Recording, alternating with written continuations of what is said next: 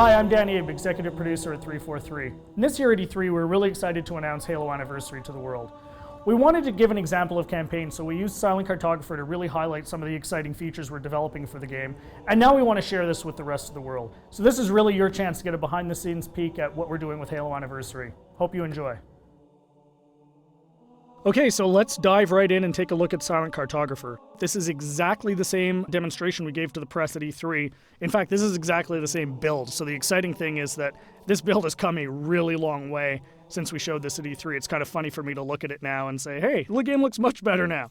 So the first thing you're going to see immediately on the fly-in is the graphical upgrade. I mean, the game looks fantastic. We spent a lot of time really lovingly bringing this into the current generation and, working very hard to make sure that this looks like a current generation title, something everyone can look at and just say, wow, this game looks fantastic.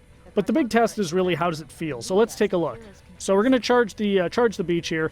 First thing you're going to get a taste of when you pick up this game and start playing is that this plays exactly like the original.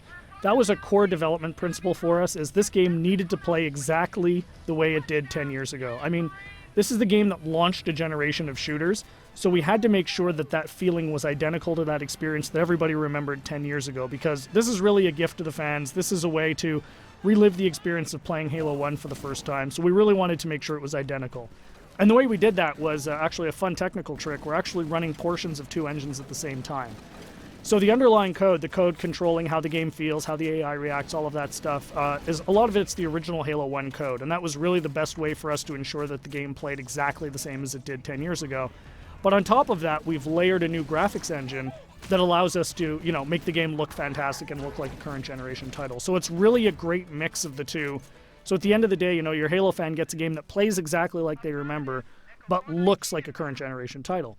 We get some other benefits from this as well. As I said earlier, and I say this all the time, the primary goal for this game is to make sure Halo fans can relive the experience of what it was like to play 10 years ago.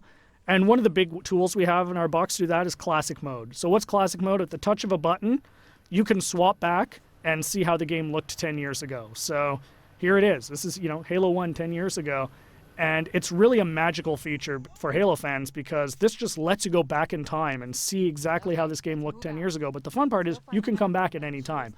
So classic mode gives you the ability to go back and forth whenever you want at the campaign. So one of the things that's fun to do is get out to a spot like this that, just looks beautiful. You've got the water, the sun reflecting over it, the Halo ring in the background, and say, hey, what did this look like 10 years ago? Touch a button, and there it is, right? I mean, it's really, really, really a lot of fun to go back and forth between the two modes. And this is something I personally get the most excited about. And I think, the fans are really going to love it too. This was definitely a big win at E3. As you can see, the other benefits you get from the new version is you've got the splash effects, the dust effects as you get back onto the beach. The game just looks great. The other thing that's fantastic is for the first time, we're going to have co-op over live for the campaign. So you can hop onto the Warthog with a buddy and just plow through this game and, start mowing down grunts and elites and, just team up with a friend. Get on, go, hook up on live and play through the campaign together. And, we think people are really going to love that too. I often say, what would Halo 1 be without the Magnum? And, of course, the Magnum's back. Everyone remembers that fantastically overpowered pistol that just enabled you to walk through and just mow through hordes of enemies. Tremendous amount of fun. So, we're excited to bring that back as well.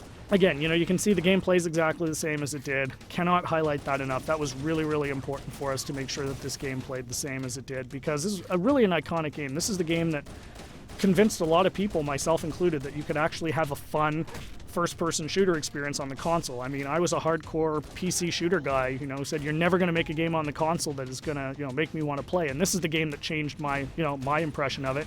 And it's the same for millions of Halo fans. And those fans, that's who this game is for. This game is really a labor of love for us here at 343, and we're really excited to be able to present it to you. So there's your sneak peek of Silent Cartographer. Really just the tip of the iceberg. We've got a lot more features we're going to announce as we get closer to launch. Come to Halo Fest at the end of August and see the whole game in action. See you then.